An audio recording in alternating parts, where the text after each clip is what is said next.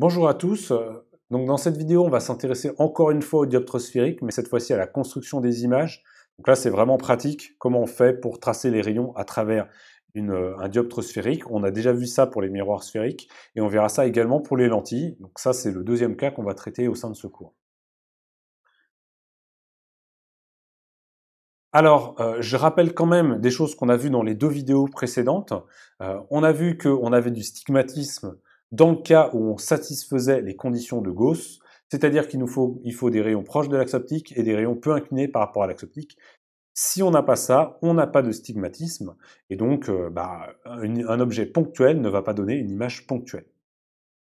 Sinon, si on satisfait ces conditions, on peut appliquer tout ce qu'on a vu jusqu'à présent, la formule de conjugaison, la recherche des foyers et enfin la partie tracée de rayons qu'on va voir aujourd'hui. Donc rappelez-vous de ça, c'est vraiment quelque chose de très important. Alors je reviens sur le symbole avant toute chose. Ici, j'ai dessiné un dioptre concave. C'est le même symbole qu'un miroir concave, sphérique, concave, mais on ne hachure pas puisque là, on veut symboliser le fait que la lumière va pouvoir traverser, donc va pouvoir passer de gauche vers la droite avec la réfraction. Je m'intéresse qu'à la réfraction, je vous rappelle qu'il y a toujours la réflexion, mais cette fois-ci, on ne va pas s'y intéresser. La réflexion, elle marche comme pour les miroirs sphériques, donc vous savez déjà le faire. Là, on s'intéresse vraiment à la partie réfraction. J'ai rappelé ici les définitions des foyers, le foyer objet et les images. C'est pas la définition, mais c'est la position. C'est la formule qui nous permet de trouver la position de ces deux foyers. Et donc, je me suis mis dans le cas de l'exemple précédent. On a notre foyer objet ici et notre foyer image ici. Les règles que je vais donner sont valables pour tous les miroirs sphériques, dans tous les des dioptres sphériques, dans tous les cas de figure, donc concave, convexe, et ça ne dépend pas de la hiérarchie des deux indices, n d'un côté et n' de l'autre. Ces règles seront valables, mais elles ne donneront pas les mêmes résultats en fonction des différents cas de figure qu'on peut étudier. Ok. Alors maintenant qu'on a ça, premier rayon à connaître, un rayon parallèle, eh ben, il va être réfracté en passant par le foyer image. Donc voilà, si mon foyer image est ici, mon rayon parallèle va être réfracté en passant par f'. Deuxième règle, un rayon qui passe par le centre de mon dioptre, le point C, eh ben, il n'est pas dévié. Ça vient du fait qu'en fait, il arrive en incidence normale, et donc l'angle de réfraction, il vaut 0. On arrive avec un angle d'incidence 0, on ressort avec un angle d'incidence 0. Donc voilà, l'incidence normale, le rayon, n'est pas dévié. Et le troisième rayon qui est vraiment très pratique, un rayon qui passerait par le foyer, cette fois-ci objet, ressort parallèle à axe optique. Ça, c'est le troisième rayon à connaître. Ces règles, je le rappelle, elles sont valables quel que soit le type de dioptre sphérique que l'on étudie. Mais par contre, la position des foyers du centre, ne vont pas être les mêmes, donc il faudra adapter à chaque fois. Un dernier rayon qui est aussi très utile, en fait, il est simple celui-ci, mais c'est pourtant pas celui qu'on va utiliser le plus souvent. Il pourra servir dans certains calculs. Vous pouvez prendre le rayon qui arrive au sommet. Ce rayon-là est dévié, puisqu'il arrive en fait avec un angle I d'incidence, tel que je l'ai dessiné. Donc il faudrait calculer I' pour connaître l'angle des réfractions avec la formule de Snell-Descartes. Et en fait, ce rayon, il est simple.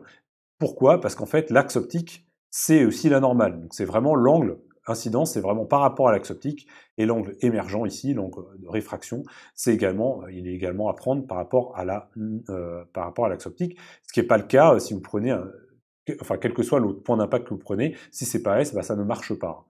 À partir du moment où on fait cette représentation, on ne peut pas mesurer les angles facilement. Donc là, on va utiliser les règles habituelles.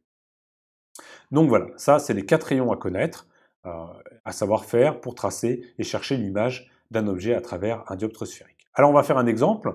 Imaginons qu'on a, cette fois-ci je me suis mis dans un cas convexe pour vous montrer le symbole. Le symbole, encore une fois, c'est le même que le miroir sphérique, mais vous retirez les hachures. Et qu'est-ce qu'on va faire? Donc là, les foyers sont pas au même endroit, ils sont à des endroits différents, et le centre est pas du tout au même endroit.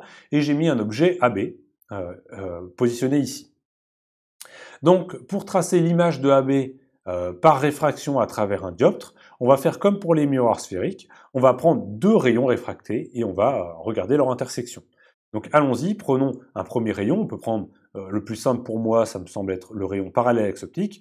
Ce rayon parallaxe optique, il va être dévié et il va passer par le point F'. Donc voilà ce que ça donne, et par le foyer image. Et puis on peut prendre le rayon qui passe par le centre et il n'est pas dévié.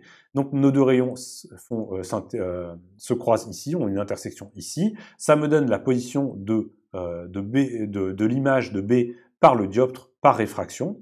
Et donc je positionne mon image A'B' ici. Je trouve qu'elle est un petit peu décalée sur mon dessin, elle serait plutôt ici, hein, mais bon, vous avez compris le principe.